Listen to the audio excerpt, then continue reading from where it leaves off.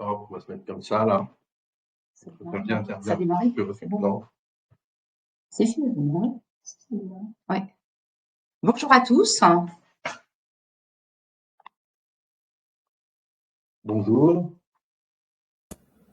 Bonjour. Alors, on va peut-être attendre 2-3 minutes que les personnes se connectent et on va pouvoir commencer cette présentation sur le Groenland. On va laisser un peu le temps aux derniers arrivants de nous rejoindre. Alors, je vais profiter peut-être de ce moment d'attente ou avant de démarrer notre conférence, notre présentation pour me présenter, car je suis nouveau dans l'organisation. Je suis Hervé Lafond et je suis le nouveau président d'Intermed depuis maintenant 6 mois. Alors, je connais bien cette entreprise puisque j'étais membre de son conseil d'administration depuis 5 ans, presque 6 ans. Donc, je la connais bien, mais j'ai repris vraiment les rênes de l'entreprise d'un point de vue opérationnel avec les équipes. Et je suis ravi donc de participer à cette première conférence avec vous. Et avec nous aujourd'hui, cet après-midi, Dominique Andrès, qui est en charge des événements, donc tout ce qui est voyage événements, qui réunit un plus grand nombre de participants dans chaque voyage et des orateurs prestigieux autour d'une thématique que nous avons pas mal travaillé et dont je voudrais vous expliquer un petit peu pourquoi nous avons choisi ces thèmes. Et puis nous avons Arnaud Edouin. Bonjour. Merci d'être avec nous, Arnaud, qui est un grand spécialiste de l'Arctique et des zones du Grand Nord et des zones polaires, et qui va partager avec vous son expérience et ce qu'il en connaît. Tout à fait. Alors, nous avons imaginé cet événement sur un magnifique bateau. C'est un bateau d'expédition. C'est pas tout à fait un bateau de croisière. Il est confortable comme un bateau de croisière, mais il est plus petit. Il est adapté pour aller aux confins du Groenland et découvrir des zones qui sont absolument magnifiques à découvrir. Et sa taille fait qu'on peut se glisser dans les fjords et se retrouver au plus près en fait de cette nature absolument magique. Le Grand Nord, c'est quelque chose de tout à fait particulier. Il se trouve que j'ai personnellement une histoire avec le Grand Nord, puisque j'ai eu l'immense chance à 17 ans de partir avec une équipe du CNRS faire des fouilles archéologiques entre l'Alaska et le Groenland. Et j'ai vécu 3 mois dans ces zones désertiques, arctiques, où il y a véritablement, au-delà des paysages qui sont absolument somptueux, il y a vraiment une atmosphère tout à fait particulière que l'on rencontre quand on est dans le Grand Nord. Et parfois, les gens retrouvent également dans n'importe quel désert. Donc, il y a une forme de solitude dans un spectacle incroyable. Et il y a une particularité dans le Grand Nord, c'est que vous y serez une période, pour ceux qui viendront avec nous, du soleil permanent ou quasi permanent. Il y aura un tout petit peu de nuit pendant à peu près 1 heure, entre 1 heure et 2 heures du matin, où le soleil passe un tout petit peu en dessous de l'horizon. Et cette ambiance, en fait, du soleil ce qu'on appelle le soleil de minuit, crée une atmosphère tout à fait particulière, et toutes les personnes qui ont vécu pendant plusieurs jours ou plusieurs semaines une vie dans ce rythme-là en reviennent généralement assez enchantés, assez émerveillés. Donc, c'est quelque chose, on est heureux de pouvoir vous offrir un événement dans ce contexte tout à fait particulier. Ce que je voulais également partager avec vous, c'est que puisque c'est un événement et que ce n'est pas un voyage culturel classique, nous y avons associé un thème. Et ce thème, c'est un thème qui est un petit peu complexe, mais qui finalement s'adapte bien à l'environnement dans lequel on va se trouver, puisqu'on est aux confins du monde, on sera éloigné du monde bouillonnant et de notre modernité. C'est le thème de la représentation du monde, et en particulier des 2 formes modernes de la représentation du monde, avec l'objectif de mieux comprendre ces 2 formes-là. Alors, les 2 formes modernes de représentation du monde, il y a la représentation scientifique, qui, elle, est très quantitative et qui définit le monde tel qu'il est dans son objectivité.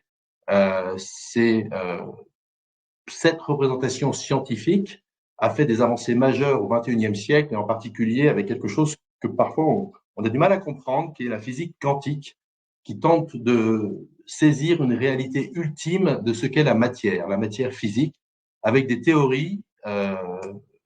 C'est une théorie, mais qui est confirmée par l'expérience. Et la physique quantique, parfois, quand on nous l'explique, elle contredit notre compréhension du monde telle qu'on la comprend, avec des principes et des règles qui sont totalement contre-intuitives et assez étranges. Et puis, en face de la représentation scientifique, il y a la représentation mentale, psychique et cognitive du monde. Et là, il s'agit non pas de représenter le monde tel qu'il est dans son objectivité, mais tel qu'il nous apparaît et tel que nos sens et tel que nous le percevons. Alors, ces deux mondes, ces deux représentations sont vraiment un des grands enjeux du siècle qui est devant nous. Et ce sont deux représentations qui souvent ne se parlent pas. Le monde scientifique est d'un côté et le monde cognitif est de l'autre. Et l'objectif que nous avions justement avec cette croisière, c'est faire venir deux orateurs majeurs sur ces deux sujets et les faire dialoguer avec vous et les faire dialoguer ensemble pour une meilleure compréhension de ce qu'est la représentation du monde aujourd'hui dans notre monde moderne. Voilà. Donc, nous faisons venir une personne tout à fait exceptionnelle qui est Alain Aspect, qui a reçu le prix Nobel de physique en 2022 et qui est le grand spécialiste français de physique quantique. Alors, il vous l'expliquera évidemment beaucoup mieux que moi. C'est très compliqué, je trouve, de comprendre ce qu'est la physique quantique, mais c'est assez passionnant. Et puis, pour dialoguer avec Alain Aspect, nous avons Lionel Nakache, qui est le grand spécialiste français des neurosciences cognitives et qui pourra donc, je dirais, participer à ce débat. Vous serez les spectateurs d'un débat entre deux représentations du monde, chacun avec des points de vue tout à fait modernes et pertinents. Voilà. Donc, on est absolument ravis chez Intermed de pouvoir vous présenter à la fois une magnifique croisière, et on va la présenter un tout petit peu plus en détail, mais avec un événement tout à fait exceptionnel autour de ce sujet-là. Dominique? Merci bien pour cette belle présentation, en effet, de ce qu'il va y avoir à bord au niveau des orateurs, et notamment, donc les orateurs feront des conférences pendant les temps de navigation, hein, ils profiteront de l'itinéraire à un moment où on est disponible pour parler de tout ça, comme tu l'as bien expliqué. Voilà, donc ce voyage va se dérouler du 1er au 13 août 2025 à bord donc de le bateau Exploris One, qui est un petit bateau, comme on disait, de 140 places à peu près. Donc, ça va vraiment être privatisé pour Intermed. Donc, on va pouvoir bien échanger tous ensemble, et vous pourrez avoir l'occasion de poser vos questions aux orateurs, justement, vraiment un moment d'échange, aussi bien à la fin des conférences, mais même après un dîner, passer un petit moment au bar avec eux, voilà, vraiment. Et cette croisière va vous permettre aussi de découvrir aussi un itinéraire vraiment très intéressant, qui est le Groenland Est, le côté Est, voilà, que vous allez pouvoir découvrir avec, donc, comme on disait, Alain Aspect et Lionel Nakache. Donc, cette croisière, en effet, part de Reykjavik, on va y venir, donc en Islande, et ensuite, nous faisons différentes escales le long du Groenland, le côté Est. On va y revenir, qui est justement le côté des explorateurs qui sont passés par là, n'est-ce pas, Arnaud? Voilà. Alors, juste peut-être un petit point, c'est la partie du Groenland qui est la moins fréquentée, qui est peut-être encore la plus vierge. Et on pense que c'est vraiment c'est une forme de luxe de pouvoir aller sur cette zone du Groenland. Et vous y êtes avec un bateau qui est petit, mais qui est tout à fait adapté à ces régions. Il fait quand même 150 mètres de long, donc c'est petit, tout est en relatif. Mais vous êtes dans une zone où vous allez recroiser relativement peu de bateaux et vous allez vraiment être immergé dans cet univers polaire d'une manière tout à fait exceptionnelle. Voilà, alors je vais justement rajouter que comme c'est un bateau d'expédition, il est équipé de Zodiac. Donc les débarquements se font très facilement en Zodiac, ce qui permet justement d'aller au plus près de la nature, au plus près des endroits où normalement un bateau plus gros, comme tu disais, ne peut pas débarquer. Là, on peut vraiment explorer des coins très préservés du côté est. Donc là, tu peux les représenter peut-être? Voilà. Donc, Voilà. on vous a présenté donc Alain Aspect et Lionel Nakache, qui sont les deux orateurs principaux. Mais comme c'est un dialogue, nous avons demandé à Sven Ortoli, qui est le rédacteur en chef des, des magazines spéciaux de Philomag, des hors-série, de venir animer ces discussions et de venir animer ces conférences, voilà, pour que ce ne soit pas des conférences uniquement monolithiques, mais que vraiment ce soit un dialogue, et un dialogue qui puisse se partager également avec vous. Et ça nous semble très, très important, puisque vous aurez 12 jours de vie commune, que vous puissiez le vivre, pas uniquement dans une écoute passive. Voilà, tout à fait. Et puis à bord, nous aurons aussi toute l'équipe d'expédition. Donc, ce sont des guides conférenciers naturalistes. Ils vont pouvoir échanger avec vous, notamment donc, faire des petites interventions à bord, notamment. Que ce soit l'ornithologue ou ils sont aussi spécialistes biologistes marins. Ils ont pas mal de connaissances. Ils connaissent bien le Groenland. L'équipe d'expédition donc vous accompagne lors des sorties. On va y venir. Donc, notamment, ça peut être une sortie en zodiac, c'est-à-dire une promenade en zodiac, mettons, pendant 1 heure, ce qui permet des fois d'observer de près un glacier, d'observer de près des baleines. On aura peut-être la chance de voir des baleines et autres animaux. Et puis, également aussi de vous accompagner lors de petites randonnées à pied, justement, au plus près de la nature. Et voilà, ils vous feront partager leur passion et leur savoir sur cette destination. Alors, pour revenir au bateau, donc vous avez un bateau, comme je vous disais, entièrement privatisé pour Intermed, ce qui permet une approche beaucoup plus facile parce que au niveau de l'organisation, c'est beaucoup plus convivial. Et puis le côté petit bateau permet vraiment une proximité. Vous pourrez vraiment échanger avec, que ce soit avec Alain Aspect ou avec Lionel Nakache, avec également les guides d'expédition. Voilà, vous avez vraiment une proximité. Et c'est un bateau d'expédition, mais attention, un bateau d'expédition confortable, très confortable, avec différentes catégories de cabines. Vous pouvez le voir notamment dans notre dépliant, on vous mettra le lien, vous puissiez voir sur Internet tout le programme. Mais donc plusieurs catégories avec des cabines qui sont soit avec un sabord ou même avec un balcon. Voilà, donc comme vous pouvez voir en haut à gauche, il y a une très belle salle de conférence où justement il y aura donc tous ces échanges avec nos orateurs. Grande salle confortable avec un grand écran qui permettra aussi, et qui a aussi des grandes baies vitrées, donc ce qui permet aussi, même pendant les conférences, d'apprécier les paysages. Ensuite, donc, nous avons bien sûr la restauration à bord, très, très, très bonne gastronomie à bord, et avec notamment un petit grill à l'arrière du bateau. Et puis aussi plusieurs salons, dont le salon que nous pouvons voir en haut à droite, qui est un salon panoramique avec des grandes fenêtres. Voilà, donc là, comme je vous disais, les débarquements se font en zodiac, comme vous pouvez le voir également sur l'image. Et puis, et comme vous avez dit, notamment Hervé Lafont, donc on va dans des zones qui sont beaucoup moins fréquentées, mais on pourra aller justement échanger avec la population locale. Alors, pour revenir un petit peu à l'itinéraire rapidement, voilà, alors c'est une croisière d'expédition. Nous avons un programme jour par jour. Il faut savoir que ce programme, c'est le programme qui est indiqué. C'est une croisière expédition. Bien sûr, le commandant adaptera le programme en fonction de la navigation. Il peut, par exemple, faire un arrêt qui n'est pas prévu parce qu'il y a des baleines. Donc, pour pouvoir faire une sortie en zodiac pour les apprécier. Voilà, il faut savoir que c'est un programme qui est indiqué, mais il y aura des sorties tous les jours, 1 ou 2 fois par jour. Il y a une sortie en zodiac, une balade, une randonnée, une découverte qui peut évoluer parce que le but, c'est de pouvoir voir au plus près de la nature en fonction de la météo et en fonction des conditions. Voilà. Donc, différents. Alors, pardon, je suis passée un petit peu vite, mais le départ est de Reykjavik, donc en Islande, et on revient en Islande. Donc, on fait, en effet, comme vous pouvez voir sur la carte, on part de Reykjavik et on longe donc le long de la côte.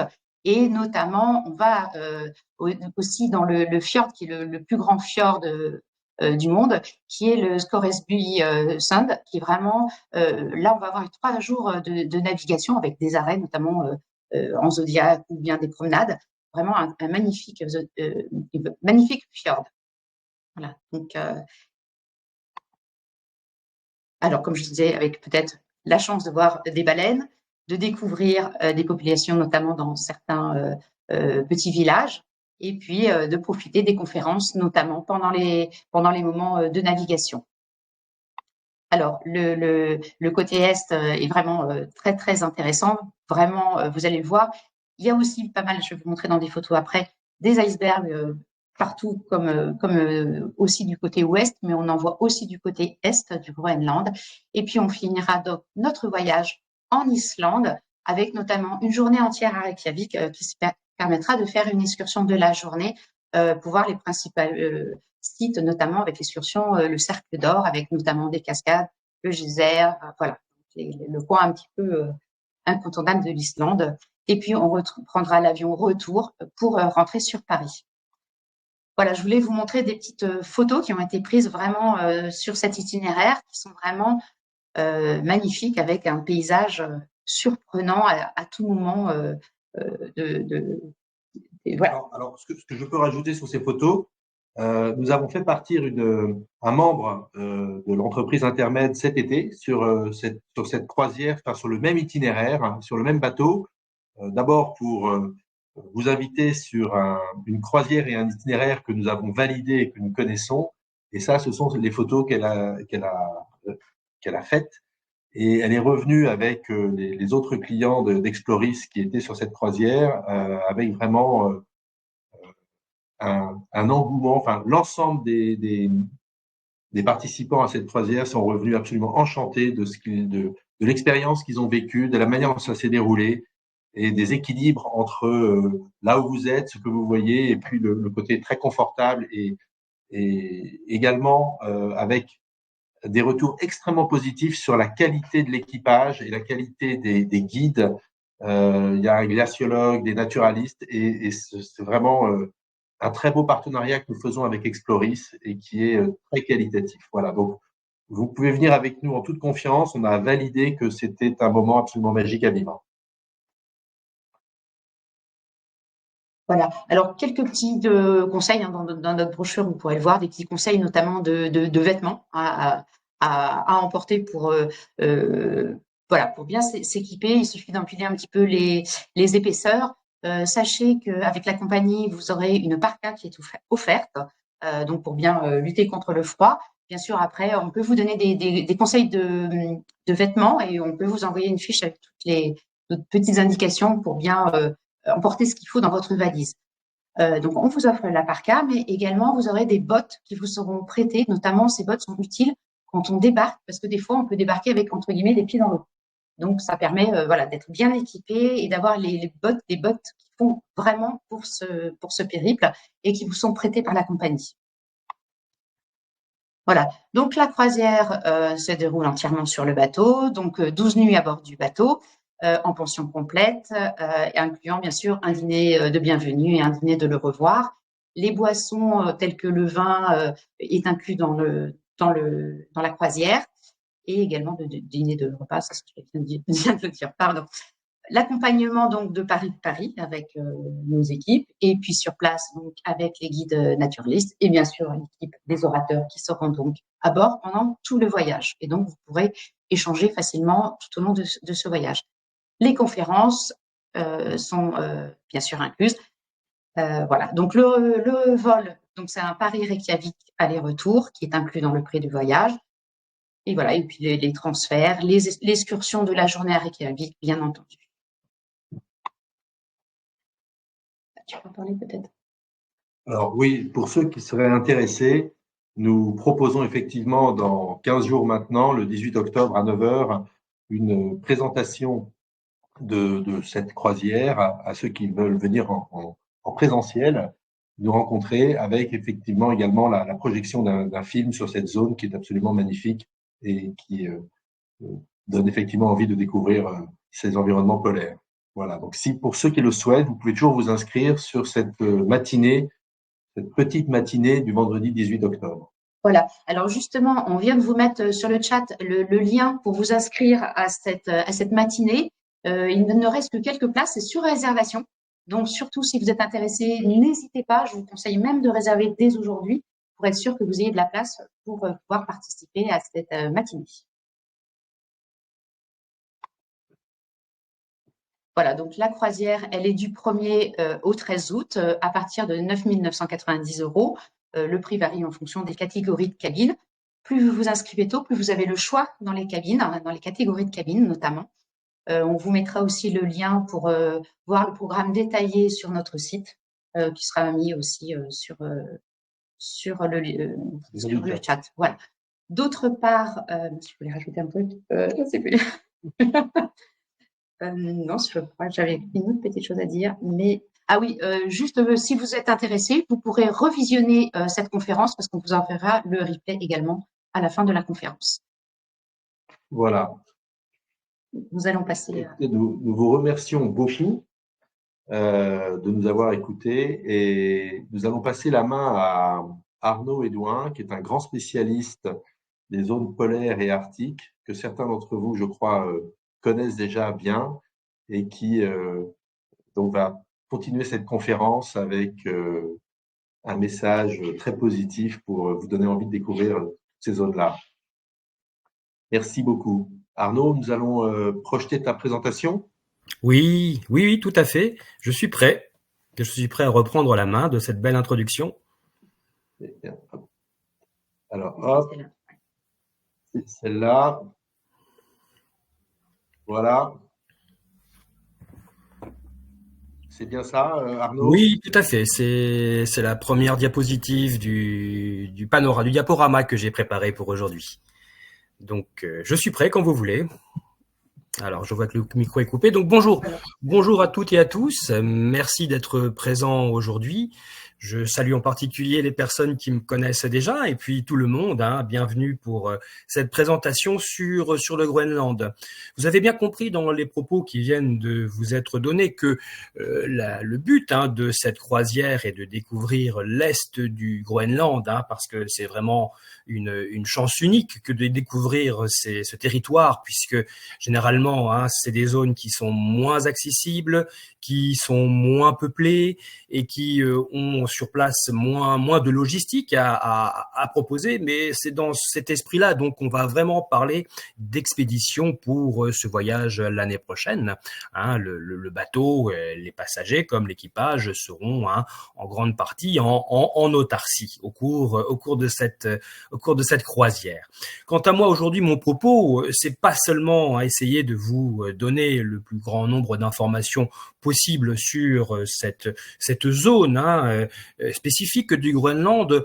Moi, mon propos sera plus général pour essayer de vous donner un éclairage sur ce qu'est le Groenland, son histoire, ses spécificités géographiques et humaines.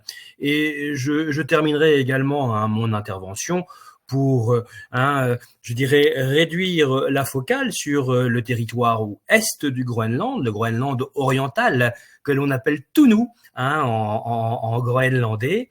Et j'espère donc qu'au fil du propos que je vais vous délivrer, des informations, votre curiosité sera satisfaite. Donc je vais rentrer sans plus tarder dans le vif du sujet. Et quelques chiffres d'abord pour commencer concernant le Groenland. Alors, le Groenland, ça veut dire tout simplement en français le pays vert. Je vous expliquerai bientôt quelle est l'origine étymologique de cette expression. On parle de Grönland en danois, c'est la traduction littérale, et plus intéressant, Kalalit Nunaat en inuit, puisque la majorité de la population groenlandaise n'est pas d'origine européenne et danoise, en particulier, mais inuit, une population autochtone que l'on retrouve ailleurs qu'au Groenland, au Canada, en Alaska notamment, qui disposent de leur propre langue, et les Groenlandais ont donc une langue bien à eux, ces Inuits groenlandais une langue bien à eux, et l'appellation qu'ils ont pour leur propre pays, leur propre territoire, c'est celle-ci, Kalalit Nuat, qui signifie en gros notre pays. Le Groenland est une île immense, une des plus grandes de notre globe terrestre.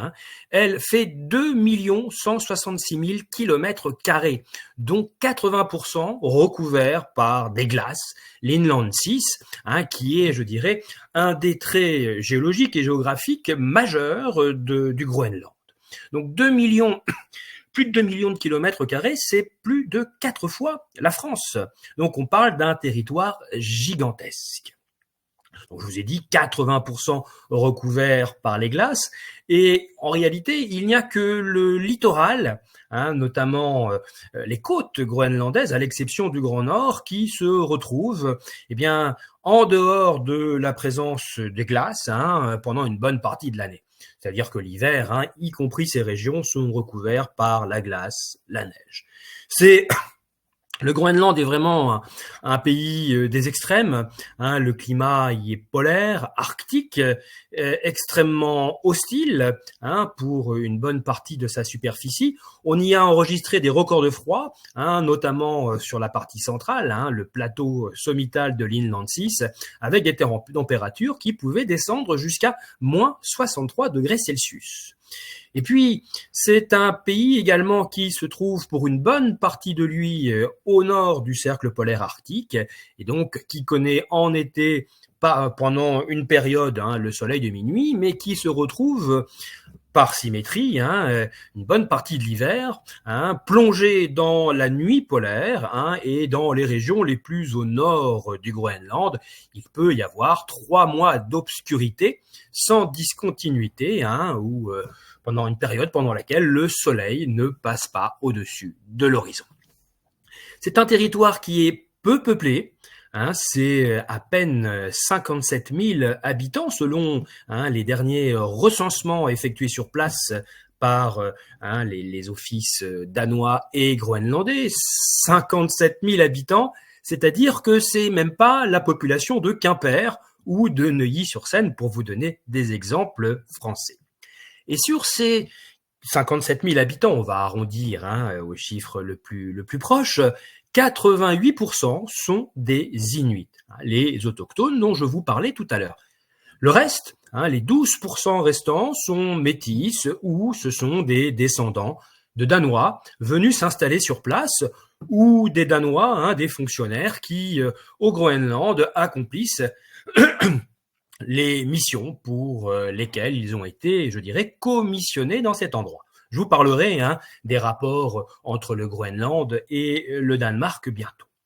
Enfin, vous comprenez que avec un territoire aussi vaste que le Groenland semble l'être, et il l'est effectivement, et la taille vraiment réduite de la population, on arrive à une densité extrêmement faible, 0,03 km par habitant par kilomètre carré. Ceci dit, on peut bien comprendre que seules les parties en libre de glace sont, je dirais, favorables à l'installation humaine, et sur les plus de 2 millions de kilomètres carrés, les espaces urbains, les espaces bâtis représentent à peine 30 kilomètres carrés. C'est vraiment une aiguille dans une botte de foin, et aborder le Groenland, c'est vraiment, je dirais, un événement quand on finit par croiser une communauté villageoise inuit, un petit village de quelques centaines d'habitants, voire une plus grande ville, telle que Tasiilaq, qui est la plus grande ville de l'est du Groenland, qui tourne autour de 2000 habitants. Quant au nombre d'ours polaires, au Groenland, il est inconnu. Il ne peut pas y avoir de recensement. On découvre de nouvelles colonies de cet animal récemment, régulièrement. Les estimations scientifiques les plus récentes sont au niveau de l'Arctique dans sa totalité, et sur l'ensemble de l'Arctique, la population de cet animal, de l'ours arctique, tourne autour de 26 000 animaux. Donc c'est peu finalement. Donc en voir au Groenland, c'est toujours possible, mais en soi, ça reste un événement. La capitale du Groenland, c'est Nuuk. Elle se trouve sur la côte ouest. D'ailleurs, c'est là où se trouve concentrée la majorité de la population du Groenland. Nuuk, capitale, anciennement appelée sous son nom danois Gotthab, et vous avez sur place à peine 20 000 habitants. Donc c'est un peu moins de la moitié de la population de l'île en elle-même, ce qui fait qu'il y a une très forte concentration humaine sur place à l'échelle de l'ensemble du Groenland. Le Groenland a un statut d'autonomie au sein du royaume danois depuis 1979, qui a été renforcé à l'issue d'un référendum en 2008, ce qui signifie que les Groenlandais disposent de leur propre gouvernement, de leur propre Premier ministre, de leur propre Parlement, mais en certaines matières, en particulier la défense, les affaires internationales, ils relèvent encore de la souveraineté danoise, et le chef de l'État, c'est le roi actuel du Danemark, Frédéric X. Leur passeport, c'est un passeport danois. Quant à l'économie, elle est assez développée, même si majoritairement les Groenlandais continuent à pratiquer des activités primaires de type la chasse et la pêche. L'activité économique est assez diversifiée. Elle est liée à la pêche, bien sûr, elle est liée à l'exploitation des minerais, une économie également tertiaire. Et le PIB, par habitant, il est de 57 000 $ par an. Moins que le Danemark lui-même, d'une dizaine de milliers, mais plus élevé que la France, puisque le PIB en France, si vous voulez un élément de comparaison, c'est grosso modo autour de 40 000 $ par an par habitant. Malgré cela, et c'est là où on voit que l'argent ne fait pas le bonheur, le Groenland, et c'est une statistique là beaucoup plus funeste, a le plus haut taux de suicide au monde, puisque 82 personnes pour 100 000 habitants se suicident chaque année. Et cette tragédie se marque particulièrement parmi les jeunes groenlandais, et sans doute à se lier à la disparition des cadres de référence traditionnels. Beaucoup de scientifiques, de sociologues, de psychologues se penchent sur ce sujet, mais malheureusement, c'est une véritable saignée dans le pays. 88 pour 100 000 habitants, on est bien au-dessus des statistiques et des moyennes mondiales qui, elles, seraient de l'ordre de 15 pour 100 000 personnes. Donc, sur ce plan humain, c'est un peu le caractère négatif de la vie au Groenland. Bon, passé ces quelques généralités et statistiques d'introduction, on va parler maintenant géographie physique du pays pour que on puisse comprendre ce territoire. Et puis, il faut essayer de se dégager des clichés, de l'image d'Épinal habituelle que l'on a dès que l'on aborde le Groenland, c'est-à-dire associer le Groenland par cette addition fjord plus montagne plus glacier. Alors c'est vrai, ces éléments saillants, géographiques, structurants sont bel et bien présents, et on pourra en voir un grand nombre au cours de cette croisière avec des proportions, je dirais, particulièrement frappante, mais le Groenland, ce n'est pas que ça. Une première carte, déjà, vous permettra de mieux situer celui-ci. Vous voyez, sur cette carte des régions arctiques, on voit à peu près plus des 2/3 du Groenland appartient au monde arctique, c'est-à-dire se trouve au-delà du cercle polaire arctique, dont je vous rappelle la coordonnée, c'est tous les territoires marins comme terrestres se trouvant au nord d'une ligne imaginaire courant le long du 66e degré, 33 minutes nord. On voit que c'est un espace essentiellement maritime, ce monde arctique, qui est, je dirais, marqué sur sa périphérie par des masses terrestres, dont le Groenland est l'une des plus importantes. J'ajoute, et c'est intéressant également de le noter, que cette partie du Groenland se trouvant au nord du cercle polaire est également la moins peuplée. C'est au sud, donc dans des zones peut-être un peu plus tempérées, subpolaires, que va se trouver concentrée la population. Mais en tout cas, vous voyez très bien, et la deuxième carte va le montrer également, que ce qui caractérise le Groenland, c'est son rapport à l'eau. Son rapport à l'eau, c'est ça qui structure la géographie. L'eau sous ses deux états, l'état solide, la glace, l'état liquide, l'eau tout simplement, la mer et autres. Et puis l'eau sous son aspect d'eau douce, puisque la glace terrestre, c'est de la neige compressée, de l'eau douce, et puis la mer étant de l'eau salée. Et sur cette carte, qui est une illustration qui provient de photos satellites prises par la NASA, on voit que toute la partie nord du Groenland est, je dirais, contiguë avec la banquise arctique qui, je vous le rappelle, n'est rien d'autre qu'un gigantesque glaçon de plus de 9 millions de kilomètres carrés qui flotte sur l'eau. La banquise, c'est de la glace, c'est de l'eau de mer qui a gelé. Avec l'eau de mer, ne gèle pas à 0 degré Celsius. La présence du sel dans cette masse liquide amène une température plus basse pour sa solidification. C'est aux alentours de moins 1,8 degré Celsius. Et cette banquise, selon la saison, que l'on soit en été ou en hiver, va s'accroître ou se réduire. Cette photo-là que vous avez actuellement est prise plutôt en été. On voit qu'une bonne partie des côtes groenlandaises sont libérées. On voit également plus au nord-est que le Groenland également est libéré de la glace. Et en hiver justement, eh bien, la glace va se reformer, la banquise va se distendre comme un poumon, et autour, sur le littoral groenlandais, une banquise côtière va se former.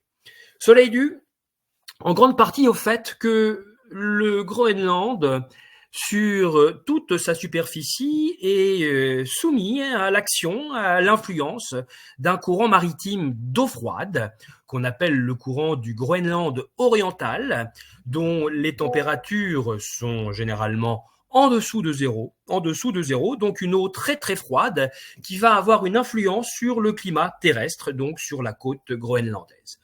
Tout ce courant, courant du Groenland oriental, c'est les eaux qui proviennent de l'océan Arctique, plus au nord, qui est en quelque sorte le cul-de-sac de l'océan Atlantique, le courant du Groenland oriental qui passe entre le Groenland et le Spitsberg, dans le détroit du Fram, étant en quelque sorte la seule porte de sortie vers le sud de ces eaux océaniques arctiques. Et cela, donc, je vous le rappelle, a une influence importante sur le climat groenlandais, qui va refroidir, tout d'abord sa côte est, avant de se prolonger le long de la côte ouest. On le voit très très bien sur le graphique que je vous présente actuellement.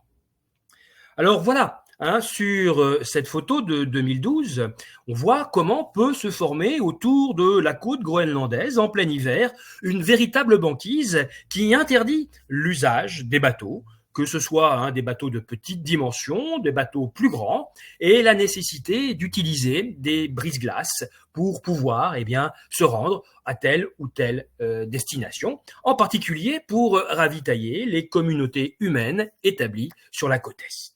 C'est un fait, je dirais, important de l'adaptation humaine à cet environnement. C'est néanmoins, dans la banquise et dans ces eaux groenlandaises, il y a la ressource principale et coutumière des Groenlandais, la pêche en particulier, et il n'est pas rare que sur la côte est, on puisse trouver des bateaux de pêche qui se risquent entre les flots venus de la banquise, entre les icebergs eux-mêmes, pour essayer de gagner leur vie, tout simplement pour pêcher le maximum de prises possible, comme on le voit sur cette photo. C'est le premier élément liquide dont je voulais parler concernant le Groenland. Le deuxième, cette fois-ci, il est terrestre, et on va parler maintenant de la calotte glaciaire qui se trouve sur le territoire groenlandais en particulier. Il y en a deux gigantesques à l'échelle de la planète. La plus importante, bien sûr, c'est celle qui se trouve en Antarctique, celle du Groenland étant la deuxième au monde, puisqu'elle recouvre plus d'1 700 000 km². On le voit ici en photo, on peut la survoler, quand on se rend aux États-Unis ou même quand on veut tout simplement atterrir au Groenland, puisque l'aéroport se trouve, le seul aéroport international du Groenland se trouve sur la côte sud-ouest à Kangerlussuaq. Mais voilà, ce graphique est intéressant parce qu'il va vous donner une vue en profil de cette calotte glaciaire. Vous avez à droite la côte est, à gauche la côte ouest, et au centre, vous voyez, recouvrant la majeure partie de ce territoire ainsi délimité, la calotte glaciaire, qu'on appelle le plus souvent de son nom en danois Inlandssis, c'est-à-dire la glace de l'intérieur des terres. Celle-ci est, je vous l'ai dit, gigantesque, pas seulement dans sa superficie, également dans son épaisseur, puisque les parties les plus hautes font plus de 3 km de haut. 3000 mètres de glace, de l'eau, c'est de la neige compressée tout simplement. La formation de cette calotte glaciaire, c'est la neige qui s'accumule année après année en tombant sur le territoire, sur le sol groenlandais. Et cette glace, année après année, va se trouver compressée et transformée en glace sous la pression, sous le poids des couches de neige plus récentes tombées dans les années suivantes.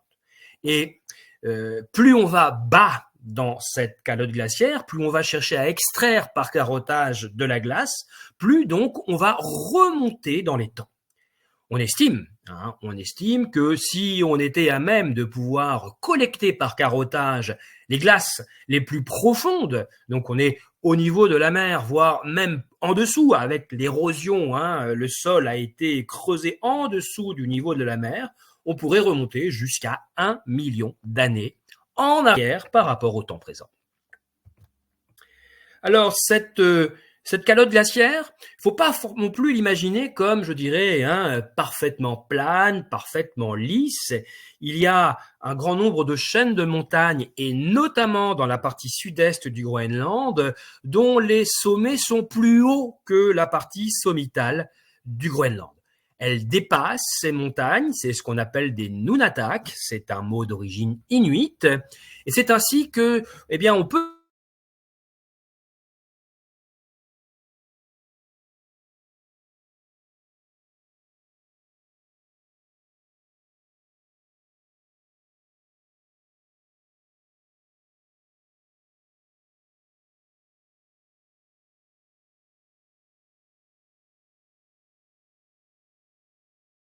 Fjeld, Je m'aperçois qu'il y a eu une coupure d'internet. Je ne sais pas, je n'en connais pas l'origine. J'espère que c'est rétabli pour vous. Ça l'est pour moi. Donc, si vous avez pu manquer quelques instants de mon propos, donc je vous disais que la calotte glaciaire Nilnansis groenlandaise n'est pas parfaitement plane et lisse. Il y a par endroits des montagnes qui surnagent, dont les sommets sont plus haut que la glace elle-même, c'est ce qu'on appelle des nunatak, un mot d'origine inuite, et que le plus haut sommet s'appelle le Gunnbjornfjeld, et le plus haut sommet du Groenland, s'entend, et il culmine à 3700 mètres. On le voit sur cette photo. Le Gunnbjornfjeld appartient à une petite chaîne de montagnes qu'on appelle les monts Watkins. Cette calotte glaciaire, pendant très longtemps, et jusqu'à une époque toute récente, contemporaine, a été un obstacle insurmontable pour les déplacements humains. Les Inuits et même les populations qui étaient établies au Groenland avant l'arrivée sur place n'ont jamais à chercher à traverser cet Inland 6, préféraient plutôt faire du cabotage le long des côtes pour passer de l'ouest à l'est. Et la première traversée historique, on la doit, c'est un véritable exploit, un explorateur norvégien du nom de Fridtjof Nansen qui, au cours de l'été et le début de l'automne 1888, en compagnie de 3 compagnons, a pu traverser à pied, en tirant eux-mêmes leur traîneau, cette Inland 6. Un véritable exploit retentissant qui a fait de Nansen un héros en son pays avant qu'il ne s'engage dans d'autres aventures. On voit sur la carte de gauche le trajet en rouge que Nansen avait prévu d'effectuer à partir de la côte est en direction de la côte ouest en traversant l'Inland 6. Les conditions qu'il a rencontrées cet été-là le long de la côte est l'a amené à modifier quelque peu ses plans. Vous voyez même que le bateau a cherché, c'est le trait bleu, une zone où débarquer les explorateurs avant finalement de les débarquer beaucoup plus au sud, et ils ont traversé l'Inland 6 dans une partie plus étroite, mais ça reste un exploit, je dirais, héroïque, jusqu'à Godab, qui est aujourd'hui la ville de Nuuk, tout simplement, la capitale. Cet Inland 6, personne ne vit dessus, la vie biologique y est extrêmement réduite. Néanmoins, quelques communautés scientifiques sont établies sur place, quelques bases scientifiques travaillent sur place, essentiellement pour étudier la géologie, la glaciologie, l'astronomie également. Et je vous mets en photo l'un de ces camps qui s'appelle EIGRIP, qui est très étonnant, qui est un groupe de recherche international, mais essentiellement danois. Et la particularité du camp de base, qui est cette boule sombre que vous avez sur cette photo, et qu'elle se déplace au gré des recherches des scientifiques eux-mêmes, qui peuvent monter cette boule sur des camions, sur des trains et des chasse-neige, et la déplacer à travers l'Inland 6. Donc c'est très étonnant. Et en tout cas, tout ça est pour vous dire que depuis longtemps, depuis presque un siècle, même au-delà, l'Inland 6 est un terrain privilégié pour les scientifiques qui viennent étudier là énormément de disciplines. On peut penser notamment au fameux géologue allemand, Alfred Wegener, qui a été à l'origine de la théorie de la dérive des continents au début du XXe siècle, qui est mort d'ailleurs, il était météorologue au départ, il est mort d'ailleurs en tombant dans une crevasse au Groenland, malheureusement pour lui. Mais on peut aussi penser plus récemment au fameux personnage que vous avez actuellement en photo, Willy Dansgaard, qui est un climatologue danois, décédé il y a une dizaine d'années maintenant, qui a été le pionnier de la recherche, notamment de carottage, pour étudier la composition chimique de la glace prise à l'intérieur de ces carottes de glace extraites de la calotte glaciaire elle-même.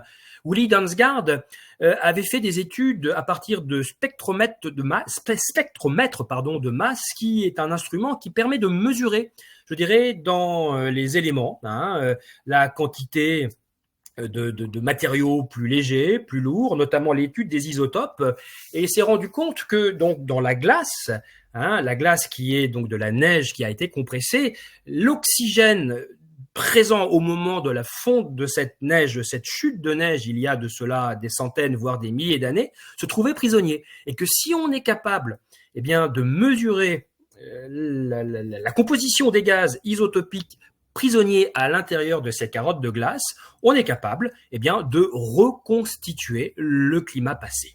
Donc c'est très intéressant, et notamment il s'est appuyé sur cela, sur l'étude de l'isotope oxygène 18, qui a pour propriété, c'est la suivante: moins on trouve d'isotope 18 dans la composition de l'atmosphère, qu'on étudie donc avec la glace, plus cela signifie que à l'époque où cette neige est tombée, les températures étaient froides, et donc un climat froid. Donc voilà une photo du type de travail effectué à partir donc des carottages. On voit que c'est un morceau de glace qui a été pris à près de 1800 mètres de profondeur dans la calotte glaciaire, et ça remonte à une époque de près de 17 000 ans. Et en étudiant donc les isotopes pris dans cet élément de glace, on est capable de reconstituer le climat des siècles passés, voire des millénaires passés. Donc, pour cette contribution, Dansgaard est vraiment considéré comme le père de la paléoclimatologie. Et un des éléments également qu'ont pu mettre en évidence les scientifiques établis sur la calotte glaciaire groenlandaise, c'est que cette glace n'est pas statique, elle flue. Il y a de véritables autoroutes de glace déportées vers la périphérie, vers la côte en quelque sorte, vers les langues glaciaires qui en sont l'expression, je dirais, terminale, avant que la glace ne tombe à l'océan sous forme d'iceberg. Et une carte de ces autoroutes de glace a pu être effectuée par ces scientifiques. C'est celle que l'on voit actuellement sur l'écran. On s'aperçoit que 3 grands courants de glace animent l'Inland 6 groenlandais. Au nord-est, c'est le courant est groenlandais, et puis au sud-ouest, le courant donc sud-ouest, dont je vais vous parler maintenant pour voir en quelque sorte quelle est la manifestation sur la côte de ce courant de glace. Vous le voyez mieux sur cette photo satellite. On voit donc dans la partie terminale, il y a des langues glaciaires qui proviennent du glacier. C'est le cas notamment à Ilulissat, cette langue glaciaire où Sermeck Kujalak fait près de 60 km de long, encaissée entre des montagnes dans une vallée glaciaire qu'elle a contribué à éroder. Et cet ensemble va se terminer quand la glace qui flue et parvient jusqu'à la mer en vélage, c'est-à-dire la glace se rompt en gros morceaux qui vont patienter avant d'être passés par-dessus la moraine frontale, et tomber à l'océan. C'est la formation des glaciers, des icebergs tout simplement, et le Groenland est le principal contributeur des icebergs en ce qui concerne l'hémisphère nord. À Sermeck-Kujalak en particulier, certains de ces icebergs peuvent faire jusqu'à 1 km de haut. 1 km de haut. Et la légende concernant la partie immergée des icebergs correspondant seulement à 1/8 de la partie émergée n'est pas fausse. Donc vous imaginez que si 1 km de haut de glace surnage au niveau de l'eau, ça veut dire que vous avez entre 8 et 9 km en dessous d'épaisseur. On est ici dans des volumes, je dirais, hors de proportion à l'entendement humain. On voit notamment très bien ce dont il s'agit sur ce photomontage que vous avez ici sur la gauche. Alors évidemment, voir des icebergs, c'est toujours très impressionnant et cela peut attirer les touristes lors d'expéditions maritimes quand on se rend sur place. On peut le voir sur la côte ouest, notamment à Ilulissat, c'est le lieu où se trouve Sermeck-Kujalak. Il y en a aussi de nombreuses zones de vélage des icebergs sur la côte est, puisque vous avez également un très grand nombre de glaciers qui descendent de landes glaciaires, qui descendent jusqu'au niveau de la mer. Donc on le voit sur cette photo. On voit même les icebergs qui peuvent passer au large des villages. Ici, c'est celui d'Ilulissat, dans la baie de Disko, qui est la deuxième ville de Groenland, avec près de 4500 habitants. Et puis, on le sait aujourd'hui, on a de fortes présomptions pour le croire, c'est que la tragédie du Titanic est le résultat de la dérive d'un iceberg venu du Groenland à travers les eaux séparant le Groenland du Labrador, là où le paquebot a fini par heurter au matin un iceberg le 14 avril 1912. Les icebergs, une fois partis à l'eau, sont emportés par les courants et vont fondre lentement, régulièrement, en fonction des températures qu'ils trouveront au cours de leur périple. Et on suppose bien évidemment que c'est l'un de ces icebergs groenlandais qui a mis fin à la carrière du Titanic, qui n'avait à peine commencé d'ailleurs. Cette tragédie dont on parle encore abondamment aujourd'hui. Et puis, les icebergs proviennent du centre de la Terre, je vous l'ai dit, donc c'est de l'eau douce.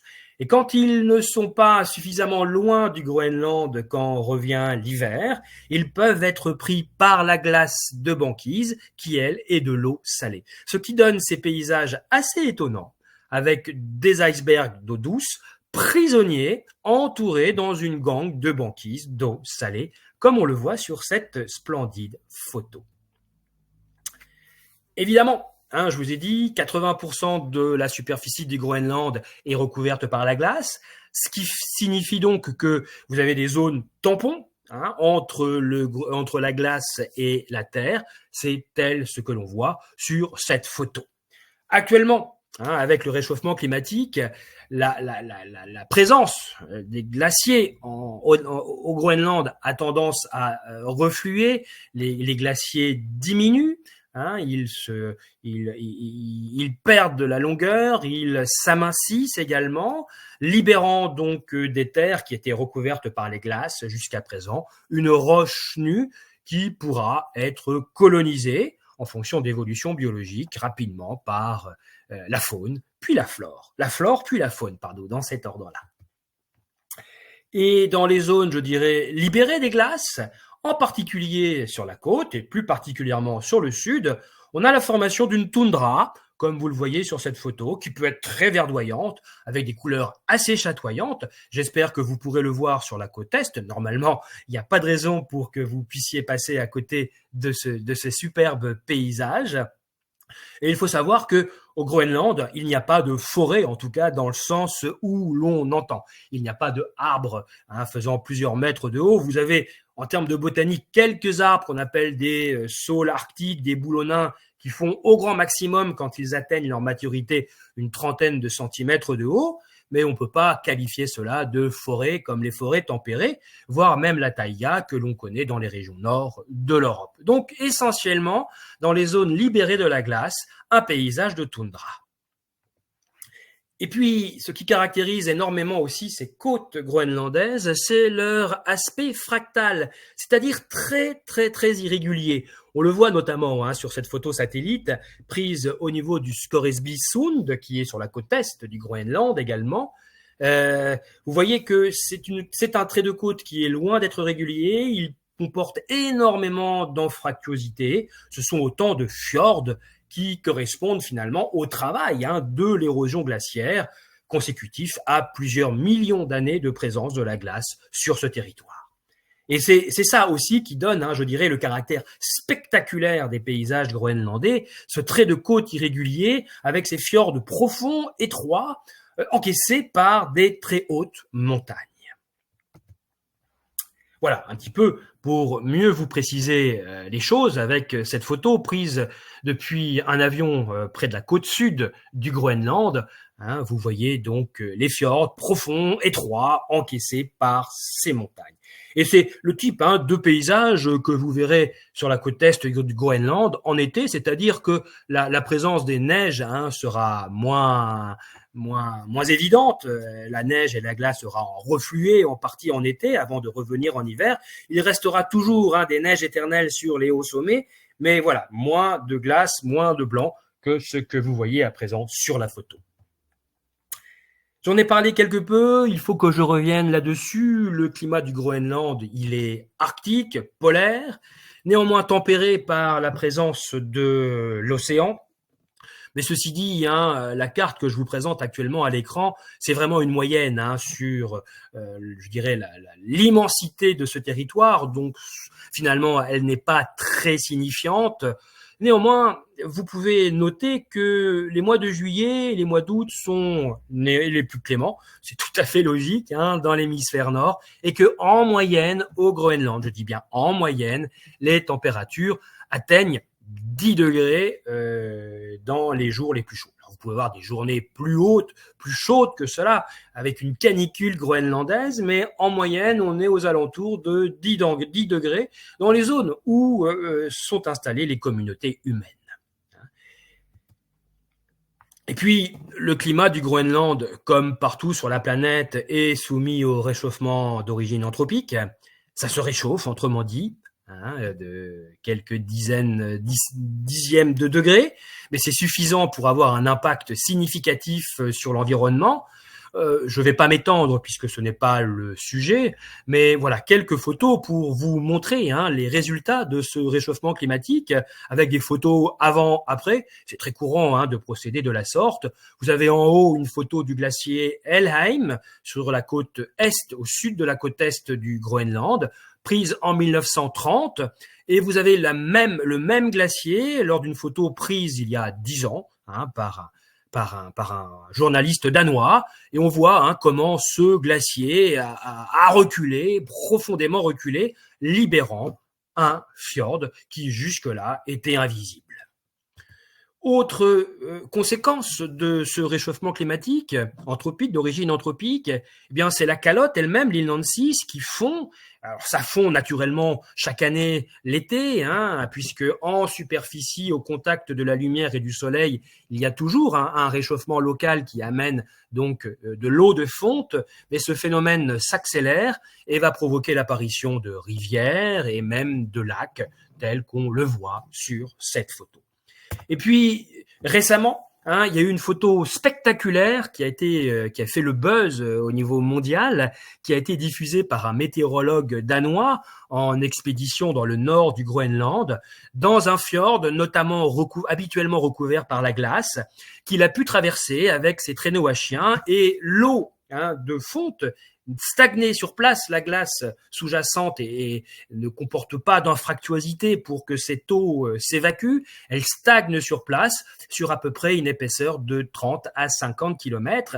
Et cela a donné lieu à cette photo où on a littéralement l'impression que les chiens tirent un traîneau en marchant, en courant sur la glace. Un véritable miracle, hein, entre guillemets, si ce n'est que cela renvoie à un épisode malheureux qui est celui du réchauffement climatique au Groenland. Et le Groenland est, je dirais, comme l'ensemble du monde arctique, aux premières loges de celui-ci.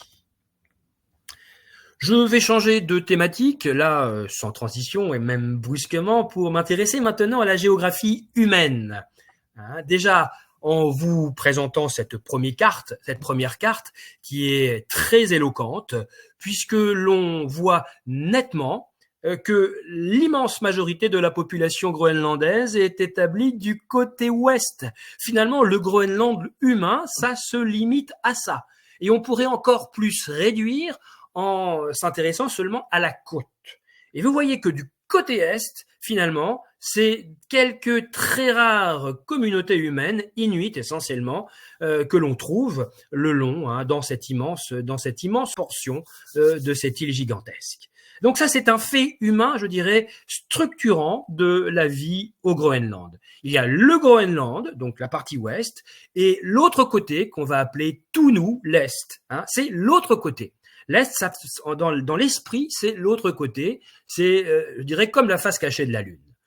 Inaccessible la plupart du temps, et c'est pour ça que c'est resté encore très, très sauvage.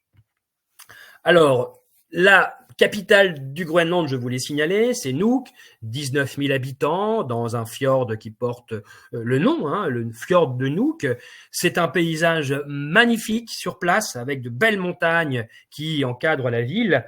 Néanmoins, la ville n'a pas forcément, je dirais, les beautés que l'on peut attendre d'une capitale, puisque une bonne partie de la population se trouve concentrée dans des grands ensembles, des habitats collectifs, construits dans les années 50, à une époque où les Danois avaient eu la volonté de réunir la population inuite éparpillée dans petites communautés sur l'ensemble du continent pour les faire, pour les mettre dans la capitale, pour faciliter l'accès aux soins, à l'éducation.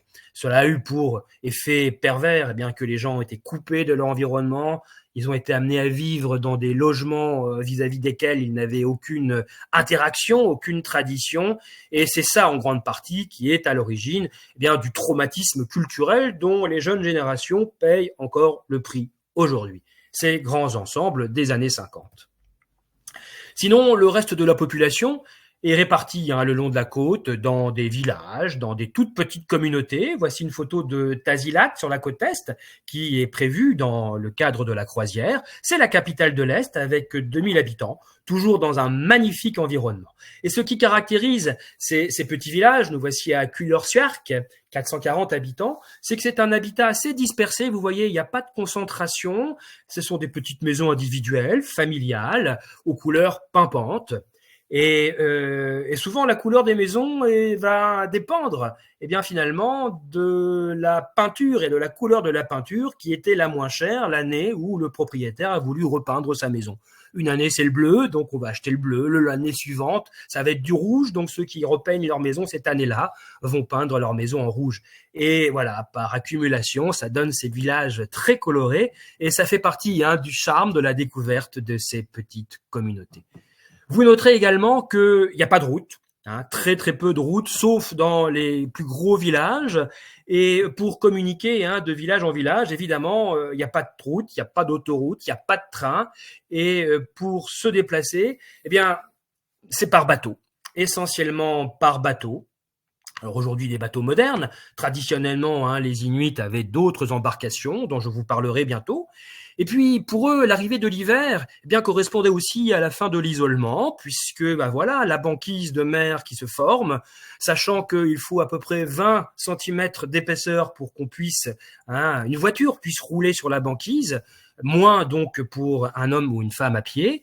Donc, ce qui signifie qu'à partir du moment où la banquise de mer est reformée devant les villages, les gens peuvent se déplacer beaucoup plus librement en passant par la banquise qu'en cherchant à rejoindre d'autres villages en passant par la montagne et l'île Nancy derrière eux.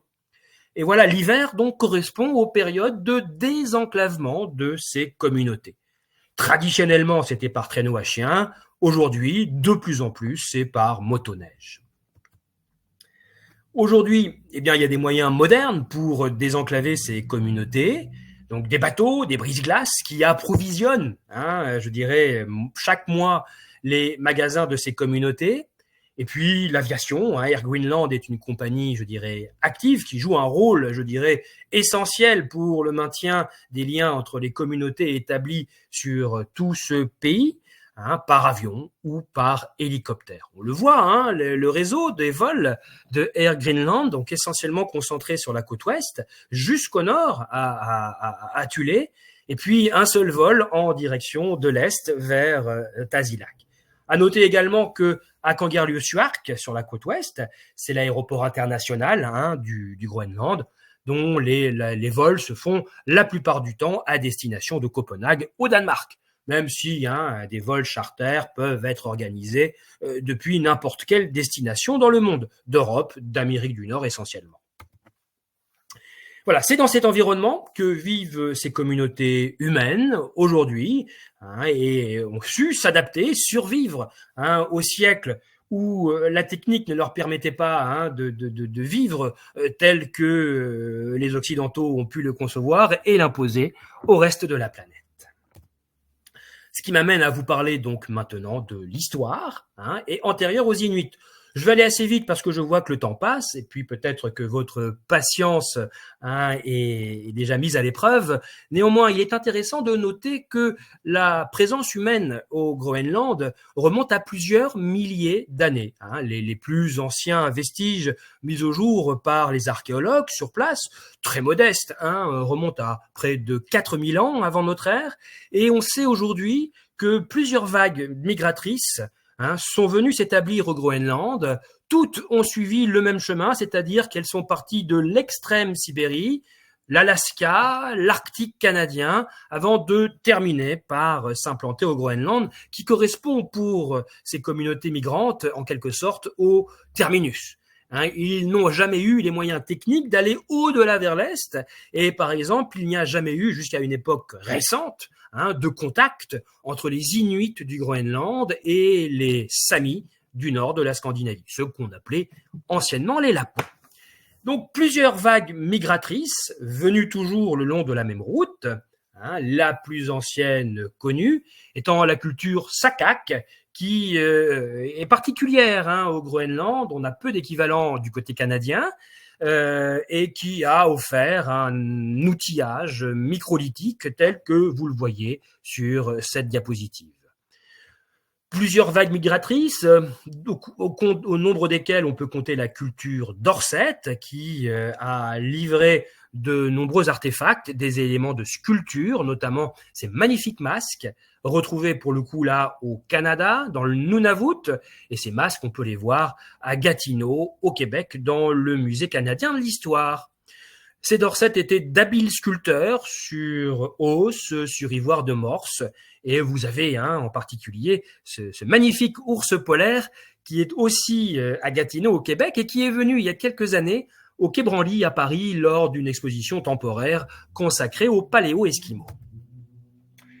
Plus tard, et ça on arrive vraiment là aux ancêtres directs des Inuits, à partir du XIIIe siècle, ce sont la culture dite Thulé, dont les plus beaux vestiges, en tout cas, entre guillemets, c'est un peu étrange de parler comme ça, en tout cas dont, je dirais, les éléments qui rappellent leur histoire les plus frappants sont des momies, 8 momies du XVe siècle qui ont été découvertes dans une grotte en 1972.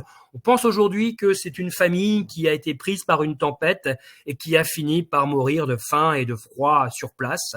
Et plusieurs siècles plus tard, elles ont été découvertes intactes, leur habillage, leur habillement, leur costume ayant été préservés presque par miracle. On voit ces momies dans le musée national de Nuuk, la capitale groenlandaise. Et les Thulés sont les ancêtres directs des Inuits d'aujourd'hui. Sauf que entre deux, il y a eu un épisode historique intéressant pour le Groenland, c'est-à-dire c'est la présence des Européens, les Vikings venus d'Islande, établis pendant quelques siècles au Groenland. Cette aventure commence en 982 avec Éric le Rouge, qui est le fondateur, je dirais, de la présence européenne du Groenland. Et puis c'est lui qui a forgé ce terme. Il a été un banni d'Islande. Il a été amené donc à s'exiler au Groenland à une époque où le climat était, je dirais, à un niveau d'optimum climatique, c'est-à-dire plus chaud qu'aujourd'hui. Peut-être plus de terres que maintenant étaient libres de glace, des pâturages. Ces terres vertes, il les a appelées en vieux norrois, dans la langue viking, Grönland, qui signifie Greenland, le pays vert. Et c'est avec cette appellation qu'il est retourné en Islande pour parler de ce territoire propice où s'installer et que après lui, eh bien, d'autres familles sont venues peupler une partie sud, le sud-ouest du Groenland. Et même au-delà, son fils Leif Erikson est allé jusqu'en Amérique du Nord, à Terre-Neuve en particulier. Mais c'est une autre histoire. Donc voilà une représentation d'Éric le Rouge dans un manuscrit postérieur, une carte qui vous montre les différents emplacements vikings au Groenland. On estime que la population viking n'a jamais dépassé 2000 personnes, donc ce sont des effectifs assez restreints, somme toute. Mais néanmoins, ils ont laissé sur place un certain nombre de vestiges, notamment cette église à Hvalsey, que l'on peut visiter, puisque à partir de l'an 1000, ces Vikings ont été christianisés, avaient abandonné leur foi polythéiste. Qu'allaient-ils faire là-bas ? Essentiellement, chasser pour récupérer ces éléments de très très haute valeur ajoutée, à savoir les défenses de morse, de l'ivoire, ainsi que les dents de narval, qui est un cétacé qui fraye essentiellement dans les eaux arctiques. Et ces deux éléments pris à ces animaux avaient une énorme valeur et par expédition, ils revenaient les vendre en Europe, en passant par la Norvège, à Bergen en particulier. Et c'est grâce à cela que ces Vikings, en vendant ces éléments, pouvaient racheter en Europe tout ce qui faisait défaut sur place. Le blé, le bois, le métal, et ainsi pouvoir vivre dans cet environnement groenlandais. On a en Europe, dans de nombreux musées et palais en Europe, des éléments venant de cet ivoire du Groenland, à Cluny, à Copenhague, on en a à Budapest, enfin en tout cas une bonne partie de l'Europe. Et puis aux alentours de 1500, sans qu'aujourd'hui on explique vraiment les raisons, je pense que c'est un ensemble de facteurs, cette population viking disparaît sans laisser de traces. Et donc, néanmoins, il y a eu une présence de plusieurs siècles vikings européennes dans le Groenland. Donc, l'histoire ancienne du Groenland n'est pas seulement inuit ou paléo-esquimau. J'en reviens aux Inuits maintenant. Donc les Inuits, c'est vraiment la population à laquelle on pense quand on imagine le Grand Nord, pas seulement le Groenland, mais également au Canada et ainsi qu'en Alaska. Et c'est vrai que ces Inuits sont répartis aujourd'hui sur tout ce répertoire, sur tout ce territoire, On le voit ici sur cette photo d'une famille d'Alaska qui date de 1917. Et voilà cette carte qui vous montre la répartition des Inuits dans cette région. C'est au Canada qu'ils sont les plus nombreux, dans le nord canadien, et puis le Groenland vient après, et puis ils sont très nombreux également en Alaska, et puis il y a une survivance, mais c'est vraiment la fin d'une présence inuite dans la partie la plus au nord et au plus à l'est de la Sibérie. Il y a une continuité, une cohérence culturelle, linguistique, culture matérielle et spirituelle également dans ce peuple inuit, mais ceux du Groenland ont une histoire particulière et je vais vous en parler. Pendant longtemps, on les a appelés sous un autre vocable, on les appelait les Esquimaux, et aujourd'hui c'est le mot Inuit qui a remplacé l'appellation Esquimaux, puisque Esquimaux en fait est un mot qui leur a été imposé par les étrangers, en particulier les Européens qui, abordant l'Amérique du Nord, ont été au contact des Amérindiens, notamment de culture algonquine, qui leur a parlé des populations vivant encore plus au nord qu'eux, ceux qui mangeaient de la chair crue, les Esquimaux. Et c'est ainsi que le mot s'est propagé dans les langues indo-européennes, en français, en allemand, en anglais, etc., en danois. Alors aujourd'hui, on relativise cette origine, mangeur de chair crue. Certains chercheurs en linguistique pensent peut-être que si ça reste une origine étrangère, c'est peut-être pas en référence au fait de manger de la chair crue, mais peut-être parce que l'on marche sur des raquettes. Enfin, peu importe. Ce qu'il faut savoir, c'est que le mot esquimau, c'est aujourd'hui pour un Inuit un mot vraiment péjoratif. Et si beaucoup de la lutte pour la reconnaissance de la dignité de cette culture a consisté justement à se débarrasser de cette appellation étrangère, péjorative, pour prendre le mot dans leur propre langue, le mot Inuit. Un peu comme ce qu'il s'est passé en Scandinavie quand on a abandonné le terme lapon pour parler des Samis aujourd'hui. Donc Inuit, ça signifie tout simplement être humain dans ces langues des Inuits, de l'hémisphère nord. Inuk, c'est le singulier, c'est l'être vivant, l'homme comme la femme. Inuit, c'est le pluriel. Alors c'est pour ça, vous avez peut-être été étonné dans la graphie, dans des articles, dans des livres également, quand on dit les Inuits, on ne met pas de S à la fin, tout simplement parce qu'en soi, Inuit, c'est déjà du pluriel. Ces Inuits, 150 000 environ, sont répartis, je vous l'ai dit, dans différents pays, mais depuis 1977, il y a un congrès, ce qu'on appelle le Conseil circumpolaire Inuit, qui réunit des représentants des communautés réparties sur cet immense espace, et qui se réunit à peu près tous les 4 ans pour essayer de mettre au point des moyens de pression auprès de leurs gouvernements respectifs pour améliorer leurs conditions de vie, pour, avoir une meilleure reconnaissance de leur culture et tant d'autres activités, des manifestations culturelles notamment. On sait que ces Inuits ont pu être au contact des derniers Européens, notamment à travers des statues telles que celle que je vous présente actuellement, qui se trouve au musée du Danemark à Copenhague. Donc une sculpture inuite qui a été mal datée, mais où, vous voyez, les costumes ne sont manifestement pas inuits, mais plutôt européens, donc qui est, je dirais, en quelque sorte, le témoignage de la rencontre, il y a de cela des siècles, entre ces Inuits et ces derniers Européens, descendants des Vikings établis au Groenland. Donc une vie, je dirais, traditionnelle, essentiellement liée autour de la pêche et de la chasse. Essentiellement, donc la chasse, c'est les cétacés, c'est les animaux qu'on trouve dans la toundra groenlandaise. Et cette image d'Épinal est assez flagrante et éloquente. Ce chasseur armé de patience et de son harpon qui attend autour d'un trou de respiration qu'un phoque pointe son museau pour pouvoir l'harponner. Ces Inuits aussi, traditionnellement, que ce soit au Groenland, en Alaska ou au Canada, vont chasser sur l'eau, pêcher, mais surtout chasser sur l'eau, à bord d'embarcations qui ont connu un succès mondial. Maintenant, on en trouve partout au bord de la mer. Ce sont les kayaks. On le voit sur cette magnifique photo. Des kayaks qui sont composés d'une armature en bois au-dessus de laquelle a été tendue une peau de phoque cousue. Et chaque kayak est fabriqué à la taille même de son propriétaire. C'est-à-dire que le trou par lequel le corps passe, qu'on appelle l'hiloire, a un diamètre qui correspond exactement à la taille de l'homme. Et de la manière, parce qu'ils vont être rattachés l'un à l'autre par une tunique qu'on appelle le tiluik, l'homme et son embarcation ne vont faire qu'un, et il faut vraiment qu'il y ait le moins d'air entre les deux pour faciliter et améliorer l'imperméabilité.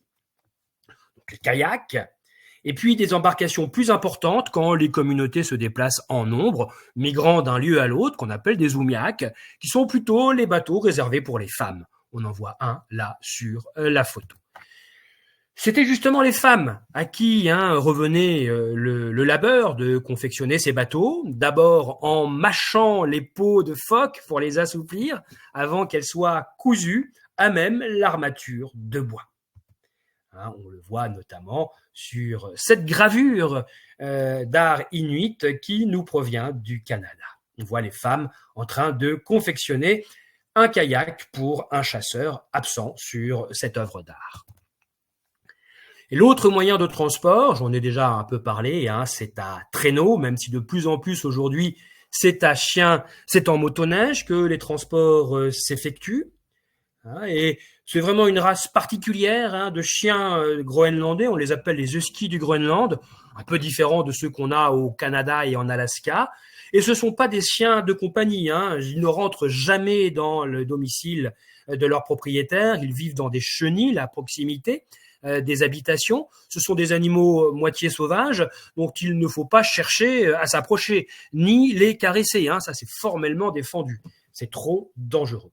Mais en tout cas, malheureusement pour ces animaux, avec l'utilisation de plus en plus fréquente du motoneige, eh bien, ces animaux sont de plus en plus abandonnés, délaissés au profit des engins mécaniques. Alors, il y en a toujours, rassurez-vous, mais hein, en termes de démographie, en nombre absolu, il y en a de moins en moins. Autre image d'Épinal concernant les Inuits, vous l'attendiez peut-être, évidemment, c'est l'habitat, l'igloo. Et en parlant d'igloo, je mets une réserve tout de suite, parce que tous les Inuits traditionnellement ne vivaient pas dans les igloos. D'ailleurs, aujourd'hui, plus personne n'y vit, hein, c'est des habitats dans des maisons modernes, en dur, et seuls les Inuits vivant dans l'extrême nord du Groenland, ainsi que dans la partie centrale du Canada, vivaient dans des igloos. Les autres, au Groenland en particulier, préféraient des maisons hein, en tourbe, plus solides et pérennes d'une année sur l'autre, avec de la tourbe, avec des peaux de bêtes à partir de bois flottés, ramassés pour faire une charpente grossière. Mais l'igloo hein, est vraiment ce qui s'est imposé, je dirais, dans la conscience collective comme l'habitat des Inuits en général. Et c'est vrai que c'est une architecture, je dirais, extraordinaire. Hein, c'est à partir d'éléments de glace, mais une glace aux propriétés bien spécifiques, pas qu'elle soit ni trop tendre, ni trop dure, qui a été découpée en blocs et qui vont être amoncelés en formant une spirale de manière à former un hémisphère. On le voit hein, sur ce diagramme, la manière dont les blocs sont taillés et disposés, avec au final une clé de voûte pour faire tenir l'ensemble et une longue entrée, un long couloir d'entrée qui sert de seuil et d'espace de transition pour la température. Alors assez vite, dans un igloo, la température à l'intérieur va monter, ce qui fait qu'en périphérie, la glace à l'intérieur va fondre et va former une pellicule, je dirais, parfaitement imperméable, hein, facilitant l'isolation entre l'espace intérieur et l'espace extérieur. Voilà, j'aimerais pouvoir continuer sur la culture spirituelle hein, des Inuits, leurs œuvres d'art, leur religion, le chamanisme et tous les grands dieux hein, qui ont enflammé leur croyance et puis leur imagination. Malheureusement, le temps imparti ne me le permet pas et je vais plutôt donc passer à la partie suivante, c'est-à-dire vous parler de la modernisation liée à la colonisation danoise. Les Danois sont revenus au début du XVIIIe siècle, hein, sous l'impulsion de ce pasteur Hans Hegede que vous avez ici en portrait sur cette diapositive. L'idée était de réaffirmer la présence danoise dans ces territoires à un moment où l'Atlantique Nord devenait de plus en plus un lieu où Hollandais, Anglais cherchaient à s'y investir. Et le prétexte d'Hegede a été auprès du roi danois pour obtenir l'autorisation de monter son expédition, était de dire il y avait des Européens sur place, on n'a plus de présence de ces derniers, plus trace d'eux, il y a peut-être des survivants, il faut aller les sauver. Et si ça se trouve, ils sont encore restés catholiques, alors que nous, Dano-Norvégiens, nous sommes devenus luthériens, il faut changer cet état de fait.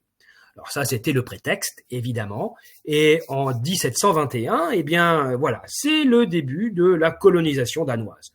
Hans Hegede n'a retrouvé aucun descendant viking au Groenland, il n'a retrouvé que les Groenlandais. Et c'est là que va débuter, je dirais, la colonisation. Donc, colonisation, je dirais, matérielle, terrestre, avec la présence humaine des Danois sur place, qui profitent des ressources locales, mais la colonisation des esprits également, avec la christianisation de toutes ces populations. Et aujourd'hui, l'immense majorité des Inuits a abandonné la religion traditionnelle et est devenue luthérienne. On le voit là lors d'une messe, photo prise lors d'une messe à Tasiilaq sur la côte est. Le Groenland, aujourd'hui, est plutôt autonome. Il est même fortement autonome. Statut d'autonomie obtenu en 1979. C'est à cette époque que un parlement a été créé pour les Groenlandais à Nuuk, avec 31 membres réélus tous les 4 ans.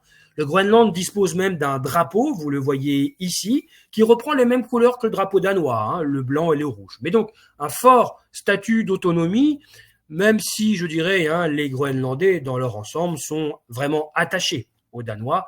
Ils savent très bien qu'ils sont peu nombreux et que, voilà, s'ils étaient purement indépendants, ils auraient peut-être du mal à résister aux appétits des grandes puissances internationales, États-Unis et Chine en tête. Et voilà pourquoi peut-être, cherchent-ils le confort, en tout cas, à conserver le lien avec le Danemark et au-delà avec l'Europe. L'économie est, je dirais, je vous l'avais dit, essentiellement basée sur la pêche groenlandaise. Alors, des bateaux de petit tonnage, voire de très très grand tonnage. Différentes espèces sont pêchées. Le crabe, le flétan, la morue, de plus en plus le saumon et même le saumon d'élevage dans ces eaux groenlandaises comme en Norvège.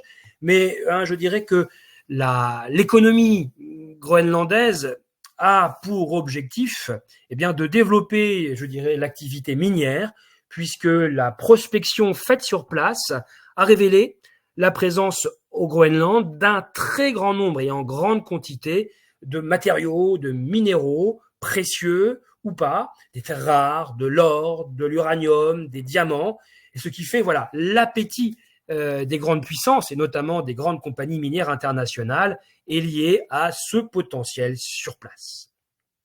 Donc le Groenland pourrait devenir immensément riche, mais il est faible en capital humain pour exploiter tout cela. Voilà, je vous l'ai dit, les appétits et les convoitises étrangères sont très présentes et celui qui a mis les pieds dans le plat lors de son mandat présidentiel, ça a été Donald Trump, peut-être vous vous en rappelez, qui avait officiellement et publiquement demandé la possibilité de racheter le Groenland, comme ils avaient acheté, comme les États-Unis avaient acheté l'Alaska à la Russie à la fin du 19e siècle. C'était une manière pour Donald Trump de continuer à se présenter comme le roi du deal, comme il aime à se présenter auprès des Américains.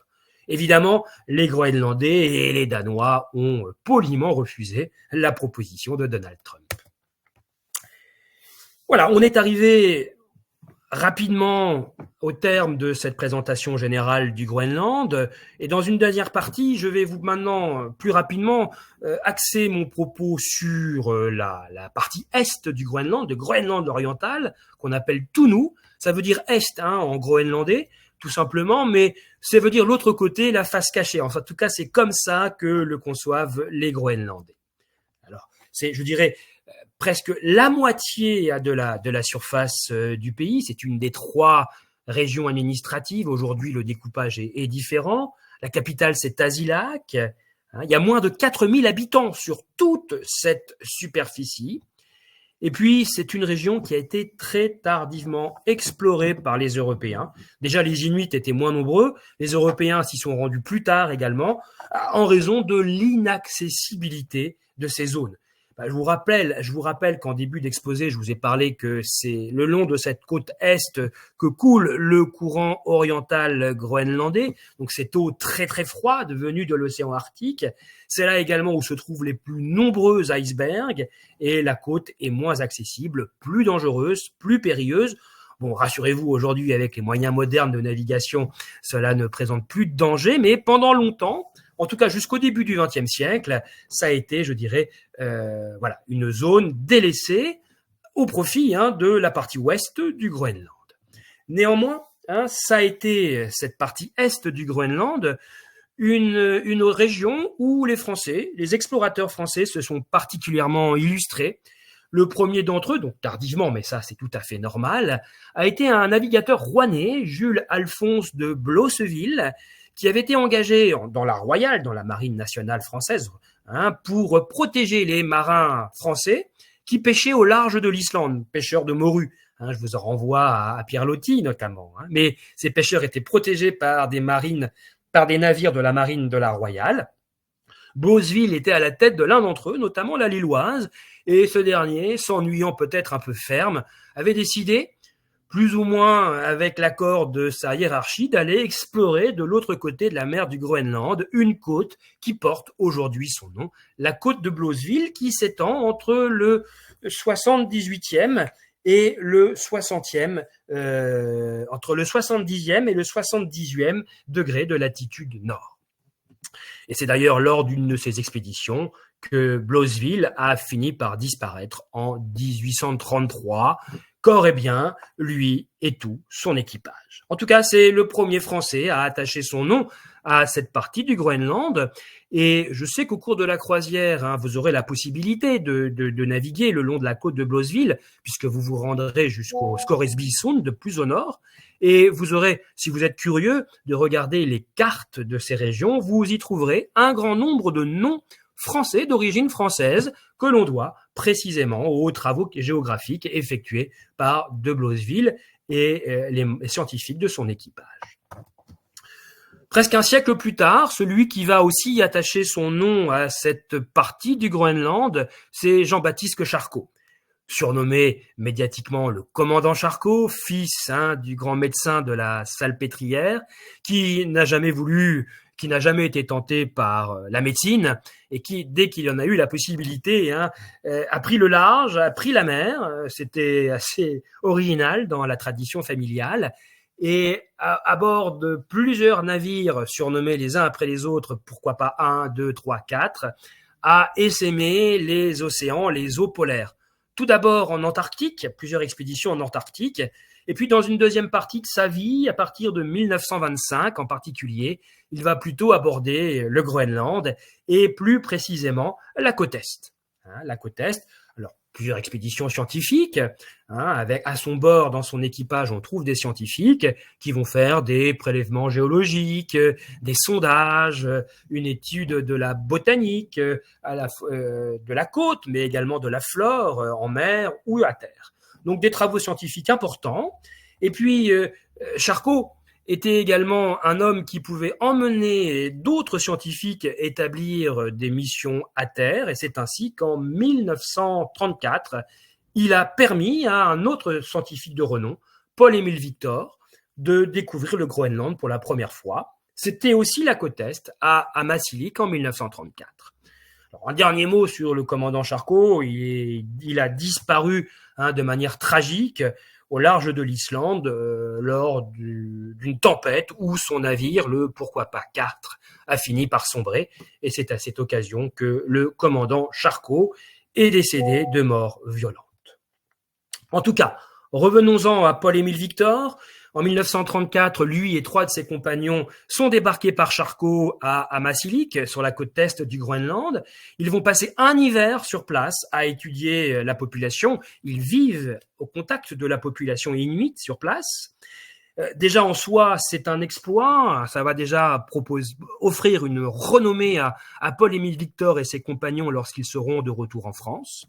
Et une année plus tard, nouvelle expédition au Groenland pour Paul-Émile Victor en 1936. Ce sont les premiers Français à faire lui et ses mêmes compagnons, à faire la traversée de l'Inland 6, donc par la terre, comme Nansen l'avait fait une 50aine d'années plus tôt. Et là, ce sont les premiers Français. Alors, avec des traîneaux à chiens, là, pour le coup, mais voilà, c'est vraiment, je dirais, encore un exploit retentissant. Paul-Émile Victor avait un brevet de pilote depuis 1931, et puis pendant la Deuxième Guerre mondiale, il va s'engager comme pilote auprès de l'US Air Force. Il sera pilote dans les services météorologiques de l'armée américaine. C'était important de connaître la météorologie en Atlantique Nord, notamment pendant toute la lutte contre les sous-marins allemands. Et puis connaître la météo en Atlantique Nord, c'est ça aussi qui a permis de découvrir la fenêtre permettant de débarquer en Normandie en 1944. Enfin bon, on n'en est pas là. Néanmoins, après-guerre, grâce au contact que Paul-Émile Victor a eu auprès de l'armée américaine, il a pu bénéficier de livraisons de matériel américain, et c'est grâce à ça qu'il a pu monter les expéditions polaires françaises proposant donc année après année un grand nombre d'expéditions motorisées sur l'intérieur du Groenland. Et donc des années de recherche, jusqu'à ce qu'il prenne sa retraite aux antipodes, puisque à la fin de sa vie, Paul-Émile Victor est parti en Polynésie et à Bora Bora en particulier. Alors je n'ai pas évoqué peut-être l'explorateur français le plus illustre, mais son nom n'est pas attaché à la côte est du Groenland. Je veux parler de Jean Mallory, qui lui a trouvé plutôt un terrain d'étude dans le nord-ouest, extrême nord-ouest du Groenland, à travers cet ouvrage, je dirais, si vous avez un ouvrage à lire sur le Groenland, c'est celui-ci, qui s'intitule « Les derniers rois de Thulé ». Jean Mallory, décédé tout récemment à un âge plus que vénérable. Là, actuellement en photo, je vous présente l'île d'Amasilik, où Paul-Émile Victor a hiverné en 1934, et c'est là où se trouve le village de Tasiilaq, le plus important de 1000 habitants de l'est du Groenland. Paysage somptueux, vous le voyez, avec des montagnes au pic acéré.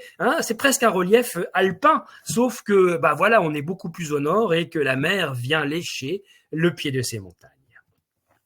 L'est du Groenland est également caractérisé, mais ça, je pense que Dominique vous en a déjà suffisamment parlé dans sa présentation en début de conférence, des fjords profonds, énormes, tels que le Sermilik que vous avez actuellement à l'écran, avec ses icebergs dérivants. Le Sermilik fait près de 1100 km², encaissés par des montagnes que vous voyez ici à travers les nuages, un fjord long de 90 km. Et c'est un fjord important, mais c'est pas le plus important de l'est du Groenland. J'y reviens rapidement. Vous avez le glacier Knut Rasmussen aussi, qui est un véritable géant de glace dans cette partie est du Groenland. Le Rasmussen qui fait plusieurs kilomètres de long. Vous le voyez sur la photo, le navire s'est approché peut-être imprudemment trop près du front du glacier. Vous voyez comment il est découpé. Il y a énormément de crevasses. Le glacier vèle, des icebergs sont susceptibles de tomber à tout moment. Il s'appelle Knut Rasmussen, ce glacier, et c'est en honneur, en mémoire peut-être du plus fameux des anthropologues, ethnologues, qui a jamais étudié la population inuite. On parlait encore des Esquimaux au début du XXe siècle. Je veux parler de Knut Rasmussen, qui était un métis. Il avait des origines danoises et inuites, et il connaissait donc très très bien les deux cultures, les deux communautés. Il a accompli un très grand nombre de missions dans le nord du Groenland et malheureusement, il est mort de manière tragique, empoisonné lorsqu'il a mangé un plat traditionnel inuit qu'on appelle le kiviak, que vous avez ici en photo, qui correspond à une outre qui est en fait d'une peau de phoque dans laquelle on a mis à macérer pendant 2-3 ans des dépouilles d'oiseaux, des mergules nains, sans rien noter. Les plumes, les os, tout ça est mis à faisander pendant de très longs mois. Et quand c'est ouvert, il reste une espèce de bouillie que l'on mange. Les Inuits adorent ça, enfin ils en mangent de moins en moins maintenant. Mais voilà, si c'est mal préparé, c'est un véritable poison. Et c'est ainsi que le pauvre Knut Rasmussen est passé de vie à trépas en 1933. Voilà pourquoi donc le glacier porte son nom en hommage à son travail et à son œuvre.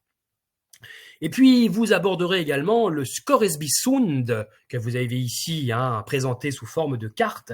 C'est de loin et de très très loin même le plus grand glacier, le plus grand fjord du monde. Il fait plus de 13 000 km² de superficie et s'étend profondément à 300 km à l'intérieur des terres, avec énormément de fjords secondaires qui partent sur sa rive nord comme sur sa rive sud. Quelques communautés inuites sont réparties le long de ces rives et vous irez à leur rencontre. Donc voilà quelques photos des fjords secondaires du Scoresbysund.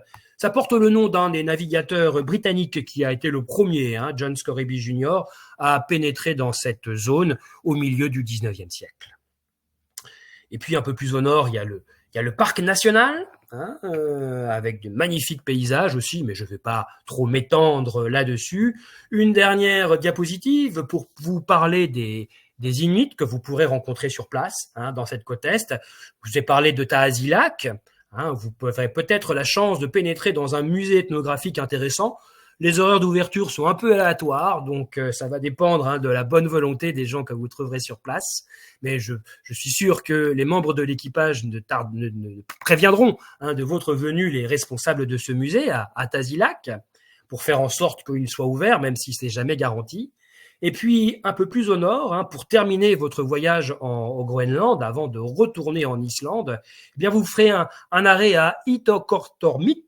Je ne sais pas si je prononce correctement. Un petit village de près de 300 habitants qui a vraiment conservé les coutumes de la vie traditionnelle, notamment en matière de chasse et de pêche. On voit ici, vous voyez, un jeune pêcheur-chasseur en train de découper la dépouille d'un phoque, mais parmi les techniques traditionnelles qu'utilisent encore les Inuits du Groenland, et en particulier ici à Ittoqqortoormiit, c'est la chasse à la baleine. Même si la chasse à la baleine est interdite, et vous connaissez l'actualité comme moi, Paul Watson, écologiste à la tête de mouvements voulant lutter contre la chasse à la baleine, est actuellement en prison au Groenland. Il reste que les Groenlandais eux-mêmes, en utilisant des techniques traditionnelles, continuent de chasser la baleine.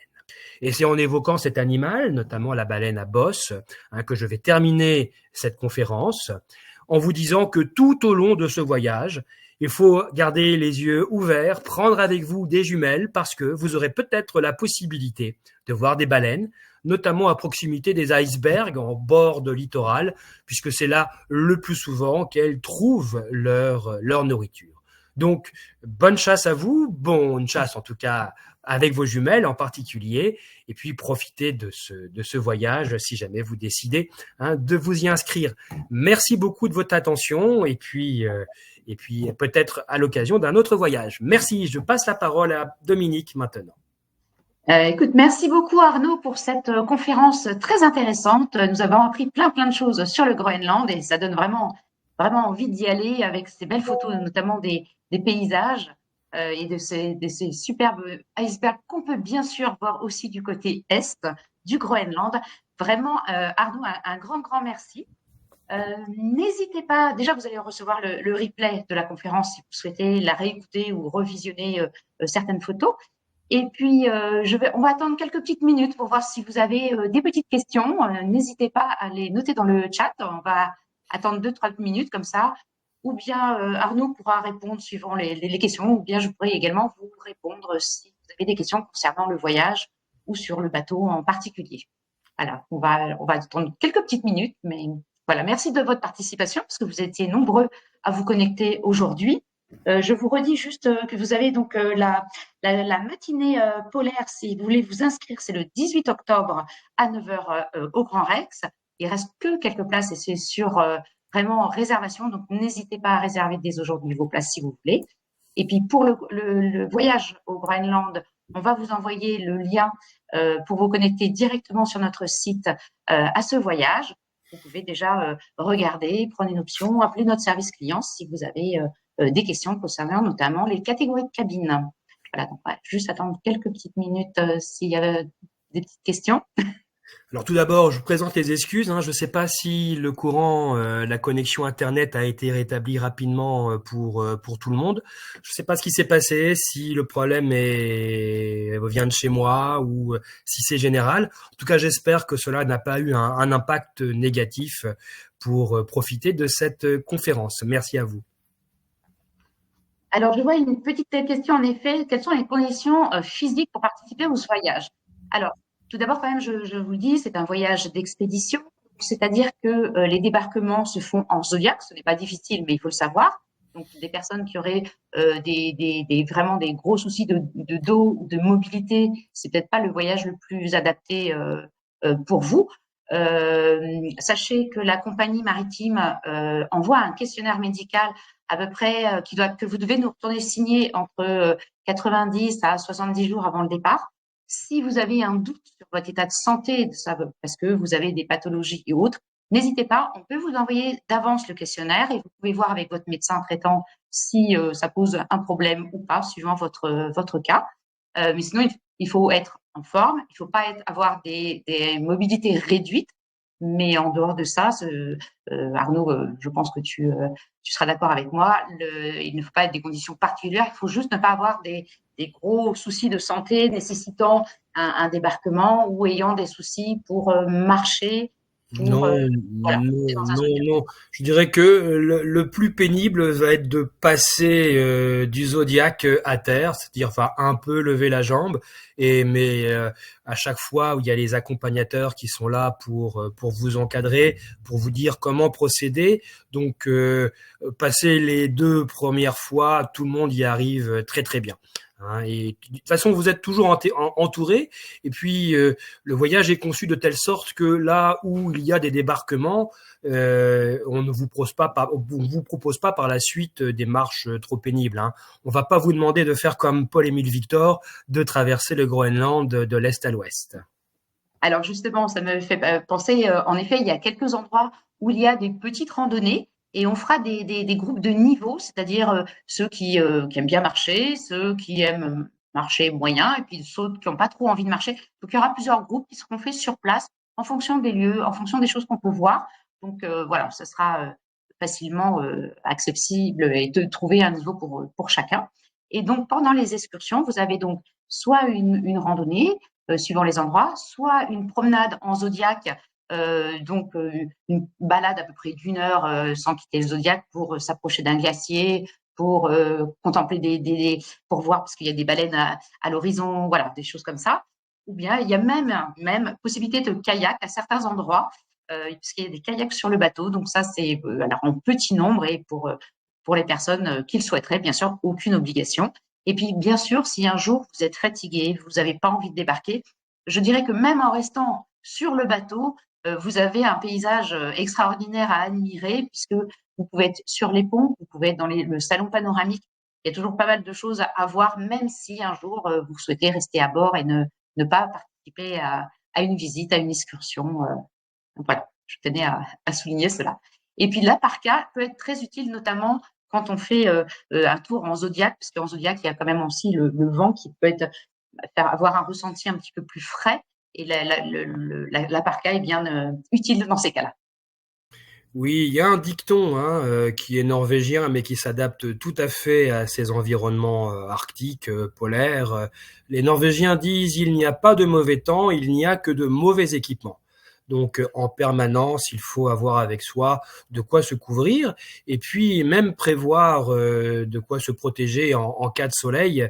Hein, la luminosité, les rayons du soleil peuvent être parfois assez difficiles, donc avoir toujours avec soi des lunettes de soleil. Ça peut paraître étrange au Groenland d'avoir des lunettes de soleil, hein, c'est pas forcément le lieu le mieux associé, mais quand il y a du soleil, hein, quand ça se réverbère sur la glace ou même sur la mer, c'est toujours utile d'en avoir avec soi. Alors, je vois une question concernant les cabines. Donc, peut-on ouvrir les sabords? Alors, les sabords, ce sont les fenêtres déjà rectangulaires hein, qui sont dans les cabines. Alors, les premières catégories de cabines, ce sont des sabords. Les sabords ne s'ouvrent pas. En revanche, vous avez d'autres catégories de cabines où alors il y a plusieurs catégories. Il y a une catégorie qui s'appelle des cabines balcons, des balcons à la française. Qu'est-ce qu'on appelle des balcons à la française? C'est une porte-fenêtre que là, vous pouvez ouvrir.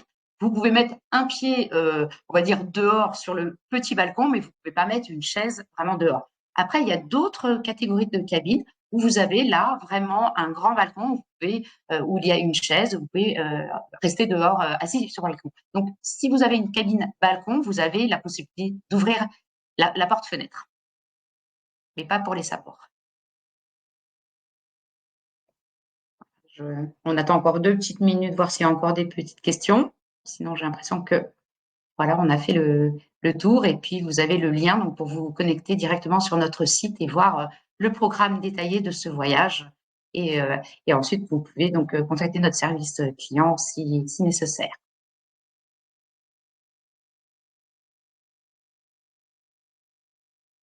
Bon, j'ai l'impression qu'il n'y a pas d'autres questions. Vraiment, merci beaucoup de votre attention à tous et à toutes. Merci Arnaud pour cette superbe conférence. Et Je vous en prie, le j'espère plaisir était pour moi. voilà, toujours passionné et passionnant passionné par cette destination aussi, n'est-ce pas Arnaud, où tu Oui. as souvent accompagné. Voilà. Ah oui, oui. J'attends la prochaine. Voilà. Et ben, merci beaucoup à tout le monde. Bonne fin d'après-midi à tout le monde et donc profitez, voyagez. Merci beaucoup. Au revoir. Au revoir. Au revoir.